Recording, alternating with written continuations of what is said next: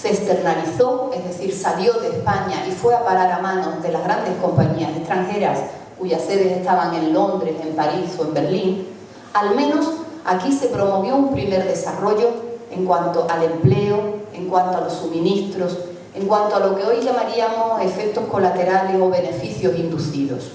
Y que el ejemplo de estos colonizadores extranjeros que llegaban a provincias como la de Huelva también fue el estímulo para que el propio empresariado local se movilizara y empezara a invertir en sectores novedosos como los que hemos mencionado: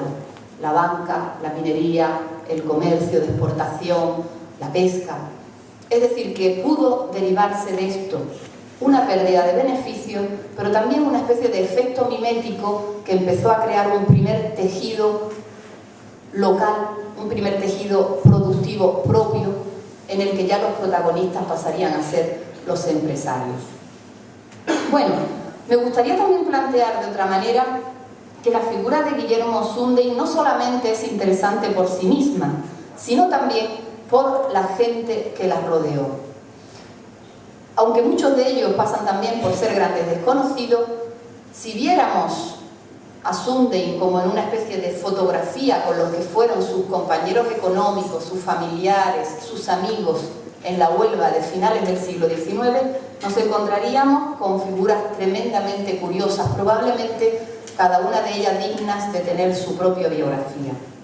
Por ejemplo, uno de los que más nos pueden llamar la atención es ese socio alemán al que ya me he referido, Heinrich Deutsch, que se va a convertir, de hecho, en el gran baluarte de Sundin fuera de las fronteras españolas. Mientras que Sundin se ubica en Huelva, desarrolla su vida en Huelva y se mueve en los círculos españoles, Deutsch se ubica en Londres, donde llega a residir habitualmente, y es el que proyecta los intereses de Sundin hacia ese mundo del negocio, de la empresa que constituye en ese momento la City, el centro, el corazón neurálgico de la vida londinense, pero también, en buena medida, de la vida económica mundial. Aparte, la figura de Heinrich Deutsch ofrece también aspectos curiosos, como por ejemplo el de haber sido nombrado caballero en Inglaterra, codearse con lo mejor de las élites británicas y ser el titular de una colección de arte renacentista y barroco que todavía hoy día se expone en la National Gallery de Londres. Junto con Deutsch estarían sus grandes patrocinadores, esos magnates a los que antes me referí: el barón de Nottebohm, empresario de Bremen vinculado con el comercio alemán, británico, colombiano, español; Frederick Huss, filial de la casa Rothschild, y particularmente Hugh Mackay Madison, el que luego, como he dicho, será el titular de la Rio Tinto Company Limited.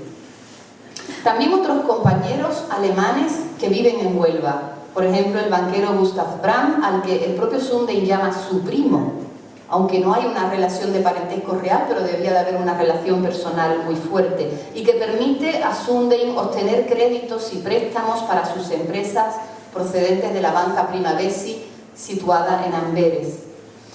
O por ejemplo el ingeniero Theodor Blum, avanzadilla de las prospecciones mineras de Sundin en la región de Extremadura o en el Alentejo portugués. Y en especial ese otro al que mencionábamos antes, George Rieken, que no solamente llegará a convertirse en un pariente político, sino que va a ser una alianza importante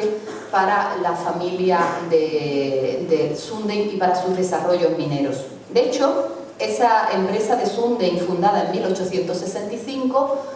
tal y como aparece en la propia escritura de constitución de la sociedad, aprovecha determinados bienes mobiliarios que les traspasa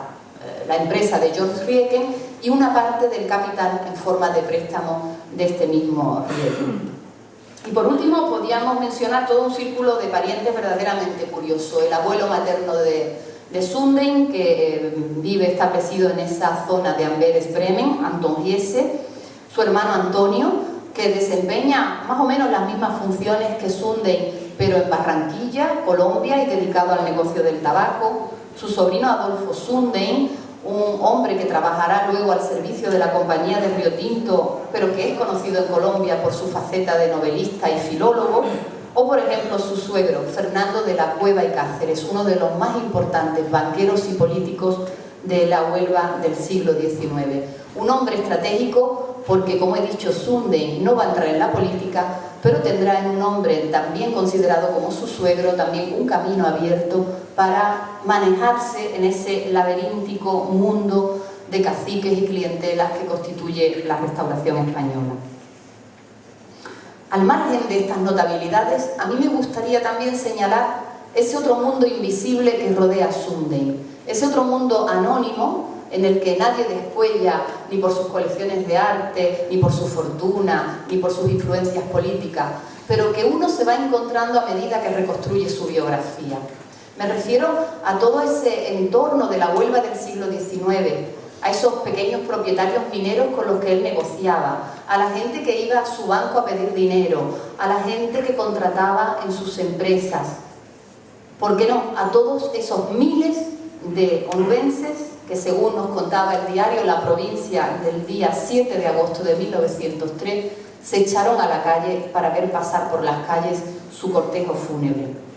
Todo eso forma parte también de la biografía de Sundin, no solamente las grandes eminencias con nombre y apellido muy conocido, sino también el onubense anónimo que trabajaba y se relacionaba con él desde su discreción y desde cierta invisibilidad. En la biografía de Sundin, como vemos, se mezclan cuestiones muy curiosas, tremendamente locales, que nos sirven para explicar cómo se desarrolló Huelva en el último tercio del siglo XIX y cómo vivían los onubenses. Pero curiosamente también cuestiones tremendamente internacionales, con una enorme proyección. Cuando uno reconstruye la biografía de Sundin, no solamente se encuentra a los onubenses, sino que se encuentra a la banca de Bremen, a la de Amberes, a los grandes negociantes de Londres, a los comerciantes de tabaco de Colombia. En definitiva, lo local nos ayuda a comprender lo mundial y nos damos cuenta de que a veces estas fronteras solamente están en nuestras cabezas y de que en el Pozo Alfredo, ahí cerquita, en la mina de Río Tinto, o por ejemplo en la calle Monasterio, que es donde tenía su oficina Sundin, no solamente se hablaba de Río Tinto, de Huelva, de la Puebla, de Valverde, sino que se hablaba de lo que estaba ocurriendo en los mercados internacionales del cobre o de la grande circulación de capitales que se producía en la banca internacional. Con independencia de todo esto, sí me gustaría terminar resaltando lo que fueron los tres campos principales de la actividad minera de Sundin. Sin duda, el campo estrella fue el manganeso. Particularmente pienso que cuando Sundin llega a Huelva, llega buscando manganeso, no cobre. Luego verá que el cobre también es conveniente y que ahí hay un posible negocio. Pero él viene buscando el manganeso y eso se observa clarísimamente porque las primeras gestiones económicas que realiza y que están registradas en el protocolo notarial se refieren al negocio del manganeso. Su llegada a Huelva, de hecho, coincide no solamente con el hallazgo de los grandes yacimientos de manganeso, que por ejemplo Gonzalo Icarín sitúa en torno al año 58-59. Yo he encontrado documentos que permiten adelantarlo un poco más, es decir, desde los años 40 ya hay registros de manganeso en la documentación correspondiente, pero sí que es cierto que a partir del año 1859 es cuando el manganeso en Huelva da la cara, cuando se pone en valor y cuando empieza a ser conocido internacionalmente. Entonces es lógico pensar que en esos años ya se generara este interés, ¿no? Es un mineral importante que se dedica fundamentalmente a la exportación, se dirige a Francia, Gran Bretaña, Alemania, Holanda y también a Estados Unidos, que es muy demandado por la industria química, tanto para la producción de pigmentos para la industria textil, como para la producción de vidrio, para la elaboración de hipoclorito de cal, que era un agente desinfectante y blanqueador muy utilizado en la época, y también, aunque con un poco de adelanto más, es decir, posteriormente, va a ser uno de los componentes que entre en las aleaciones del acero y empezará a ser muy valorado también por la industria siderúrgica. La característica principal de la producción de manganeso es que es un producto con una demanda muy irregular. A diferencia de otros productos de la época que mantenían una cierta regularidad, el manganeso tiene fluctuaciones enormes entre la oferta y la demanda. Y eso producía una gran oscilación también de los precios. Es decir,